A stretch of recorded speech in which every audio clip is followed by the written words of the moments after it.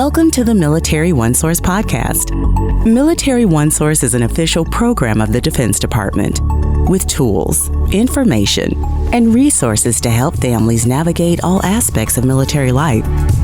For more information, visit MilitaryOneSource.mil.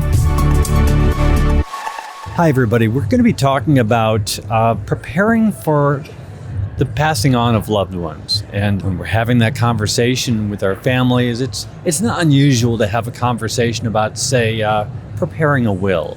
It's something we normally do. But we're going to take a different approach, something that's probably just as important to discuss. And, well, the term is digital remains. Like, what do you do with somebody's Facebook page? So we're going to have that conversation today. I'm Bruce Moody, and I'm joined today by Lisa Valentine, who is a program manager with Casualty, Mortuary Affairs, and Military Funeral Honors.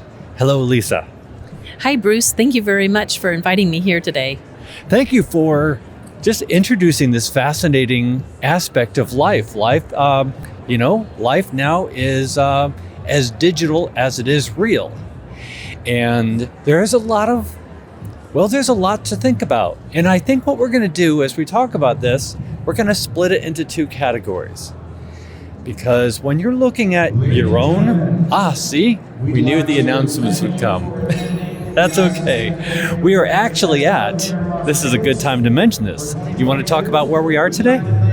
So today we are at the International Cemetery, Cremation, and Funeral Association's annual conference here live in Las Vegas, Nevada. That's right. You know, we go to these meetings, the Department of Defense goes to these meetings because it's just so important to keep up with what is happening in the funeral industry. People find innovative ways, creative ways, beautiful ways, and also, current ways to deal with somebody passing on. And so it's an important discussion to add to that. Just as normally you would talk about a will, we need to talk about digital remains. So again, there are basically two categories. There's the opportunity to memorialize someone who has passed on, but there's also protecting from harm, protecting what those online platforms might be if they got into the wrong hands. So we'll just cover both of those topics, but why don't you kind of get us going in this conversation and tell us what digital remains are? Absolutely, Bruce. So digital remains is anything that is our internet activity. So it's our social media, it's maybe we have a website that we have up. Basically, it's our digital footprint. And the reason why it's called digital remains because it remains behind. It's what we leave behind, and it's there forever. And so how do we protect that? How do we ensure that our Facebook account or a Twitter, that someone doesn't hack into it and speak to our audience, our family, our friends from the dead, creating harm or trying to manipulate others in order to steal from them or just whatever, to play on someone else's feelings or, just a myriad of things. Right. And so we'll get into some of the things that you should do, like preserving usernames and passwords.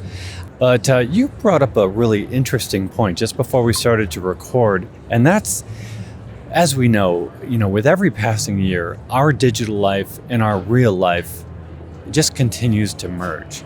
And so a person is as real on their social media page in many respects as they are in reality. So imagine a grieving individual is looking at the Facebook page of their loved one, and then suddenly that page just goes away. It's gone.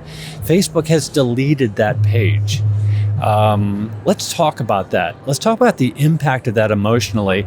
And then, because Lisa, as you should know, is holding her phone and she's got the terms of service that Facebook has. Facebook actually has a whole section that addresses this issue. So why don't you get into that, Lisa, if you would? Absolutely. So, you may have, for example, someone that you love very much, and if somebody knows, from Facebook, for example, that you're deceased, your Facebook page gets shut down.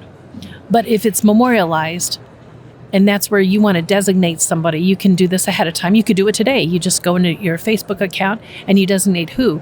But or you give someone your password. But if you fail to do that, Facebook is not going to give you the password, and basically it's shut down. But there may be a picture that means so much, and you don't have a picture of that. You never downloaded, but it is on your loved one or your friend's, Facebook page, and that picture gives you solace. But now it's gone, and it's gone forever, and so now it's another loss.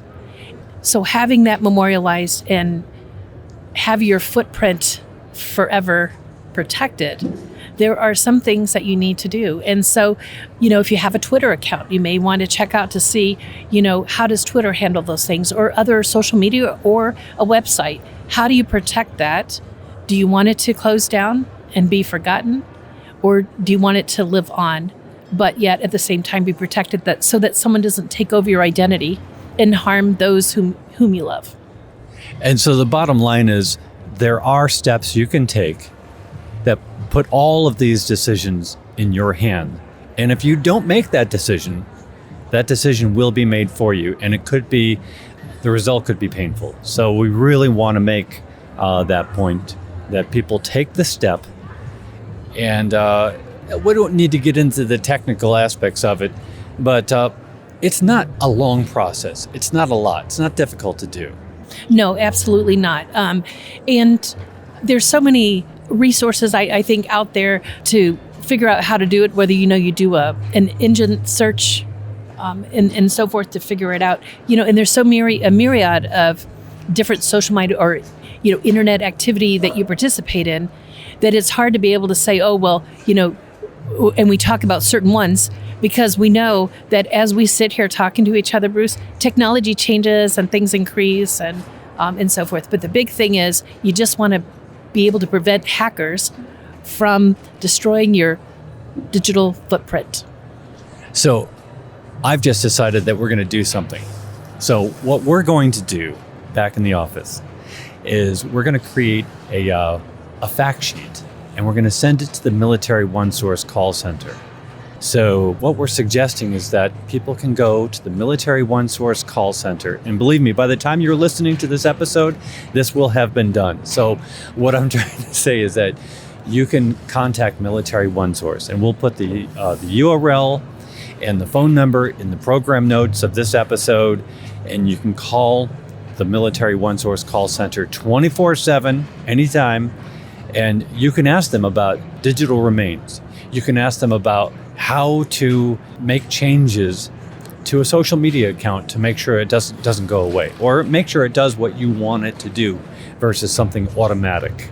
Absolutely. And I think this is just as important as you would want to take care of the physical remains of your loved one who's passed. Your digital remains are just as important as your physical remains. Absolutely. Lisa, this is a really fascinating discussion. I really appreciate this information. Thank you very much, Bruce. And also thank you to our listeners. All right, thanks. This is Military OneSource. We are a Department of Defense resource. Ton of articles and information for families to navigate military life. We want you to subscribe to this podcast because we do touch on so many different aspects of military life, including what to do with a Facebook page before someone passes away. So we appreciate you listening today. Keep in touch. I'm Bruce Moody. Have a great day. Bye-bye.